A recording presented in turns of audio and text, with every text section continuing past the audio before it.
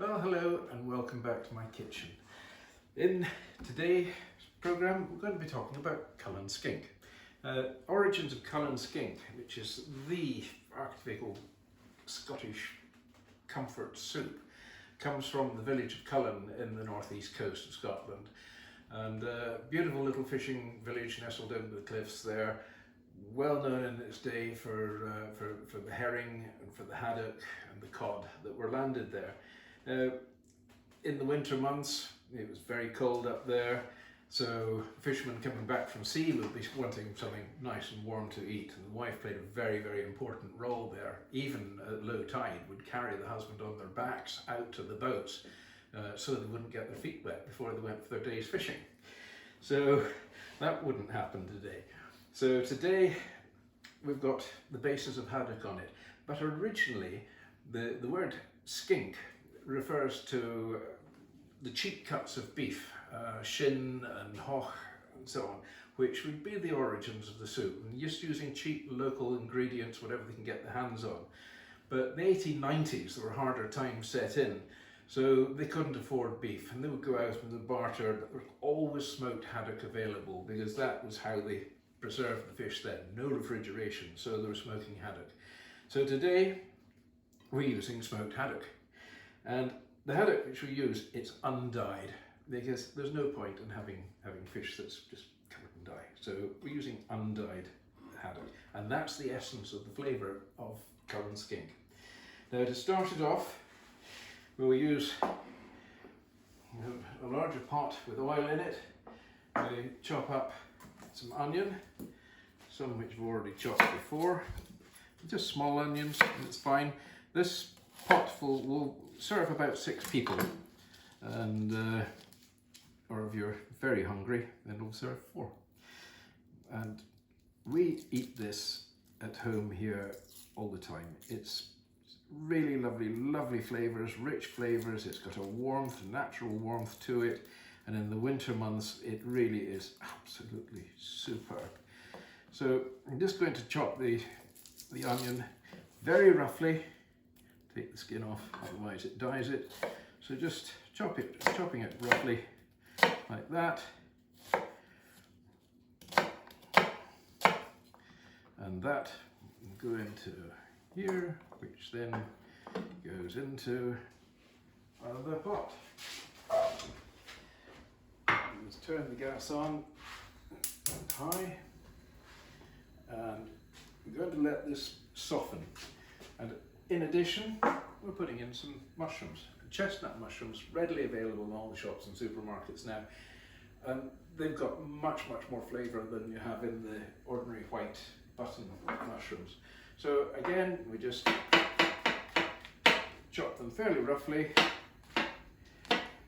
and then they get added to the pot.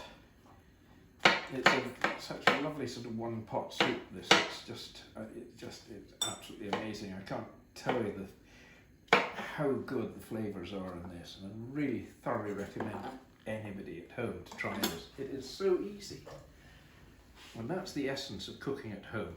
You don't want to have to buy a whole supermarket full, or a delicatessen full of strange and odd foods that you can't normally get, and you just use simple ingredients. I'm adding red pepper, and that's really just to give it all a bit of colour, because this wasn't a traditional thing to put in Cullen skink. I mean, it would be normally that, it would be the haddock, before that it would be the cheek cuts of beef and cream, and that would be about it. But, well, tastes change, people eat with their eyes now, so we're looking at a bit of colour, and this just gives a little edge onto the flavour as well. There are all sorts of variations on Cullen skink. Some people prefer to have it sort of fairly thin. Personally, I like something that's got a bit of substance to it. It's got to be visually quite appealing as well. So that goes in, and we just let this soften down a bit now. So you want to come in and have a look at that. There we go. So just gradually softening in. Meantime, while that's going on, we've already got potatoes on the go here. And you just want about 300 grams of potatoes. With the haddock, 300 grams of haddock, so it's an easy one to remember. About 3 large mushrooms, 1 pepper, and a couple of small onions. So with the potatoes, I've already let these boil, and I want them quite soft. And then I take the fork to crush them. I don't want them mashed, we just want them crushed so they've still got a bit of texture there.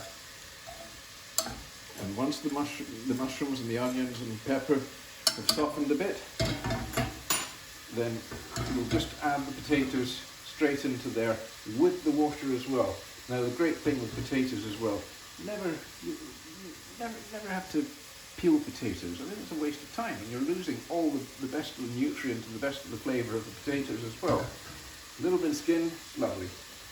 And what I've done with potatoes before boiling them, just chop them into approximately 1 centimetre square cubes, and then bang them in the pot, a little bit of salt, water just to cover, bring them to boil, soften them down, and then, as you saw me attacking it then with a fork, just to crush them and no more. You don't want them mashed into a pulp. But that water as well has just got a fantastic bit of stock to add to the flavour of everything that's going on in the cullen skink. So we haven't got the cullen bit yet. The haddock is actually about the last thing we add, because otherwise it'll reduce down to mush. So that goes in just at the very end, and then some parsley as well chopped. Again, gives a little bit of colour, gives that little bit extra flavour as well. So those have softened down now. So in go potatoes.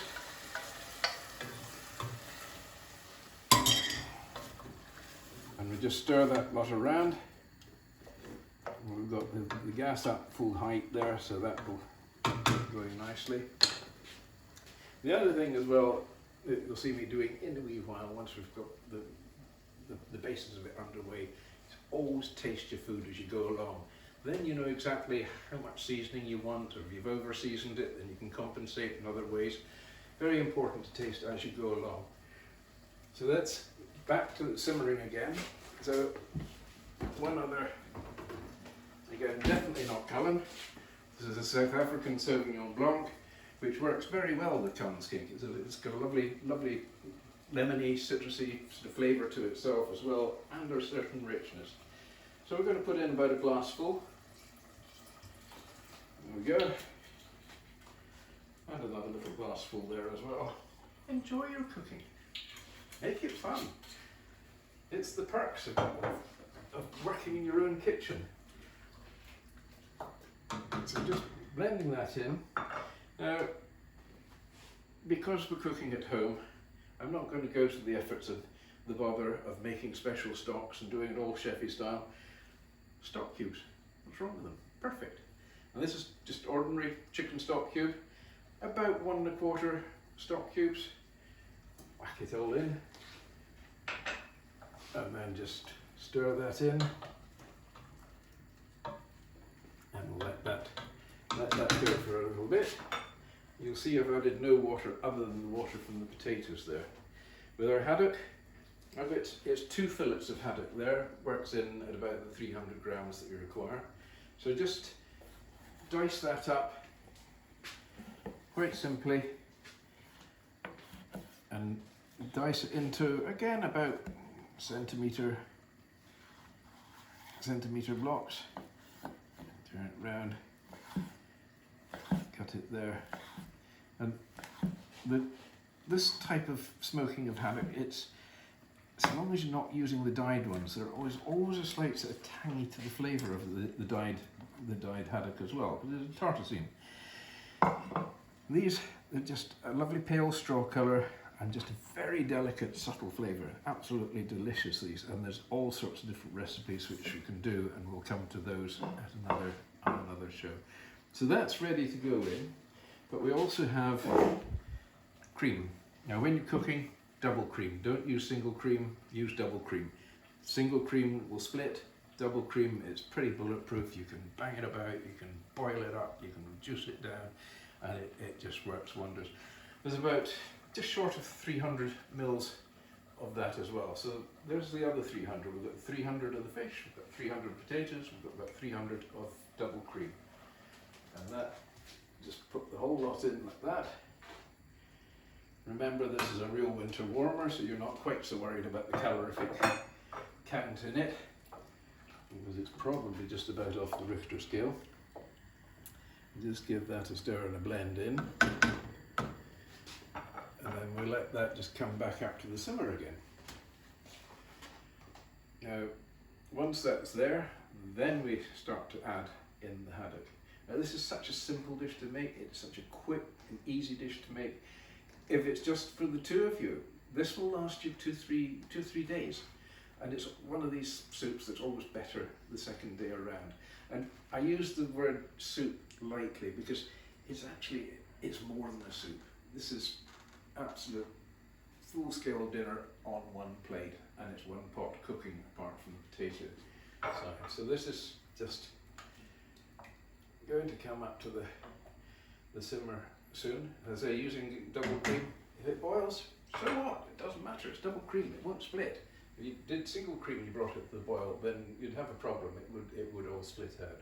But this, no, it just keeps its format absolutely perfectly. So that's just about starting to simmer now. So in goes the haddock. And then I'm just going to give that a gentle stir,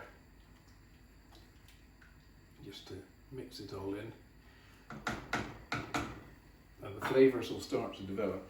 Now, of course, leaving this overnight for the next day, then all the flavours will really infuse through, and you have the most incredible richness of flavour that's going on there. You also chop up some parsley.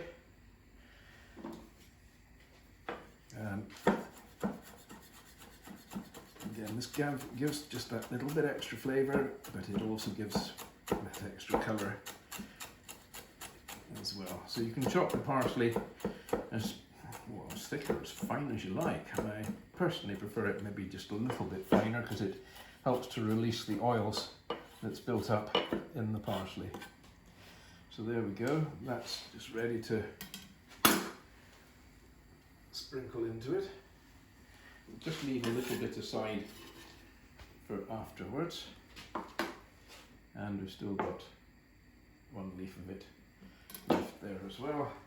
So while that's just coming up to simmer again, let's put that aside. Now this is the time to just get the idea of how it's all panning out. It's a bad choice of words, but there we are. And just have a teaspoon aside to the flavours are really starting to develop there nicely now. There's the subtlety of the oakiness of the smoke from the haddock just coming through. You've just got that background note of the onions. There's the richness of the potatoes, which all helps to thicken the whole soup as well. And potatoes. Right, so there we are. That's come up. It's been simmering away for a few minutes. So there's only one thing for it. And as they would say, the proof in the pudding is in the tasting. So you can see just how simple that whole dish is. It's just wonderful, and the textures, the richness, it's all there. Absolutely superb. Some people like to have a wee twist of lemon with it. That's entirely optional. And I'll put my signature S, because that's who I am, Simon. Just a little more sprinkling of the parsley which I had left over, and there's a little flat leaf on top. And cheers. That's the same wine that was put into the soup. Always use a wine that you're prepared to drink rather than buying a cheap plonk for just simply for cooking in. You know, the better the wine, the better the flavour. And there we go. Cheers, everybody.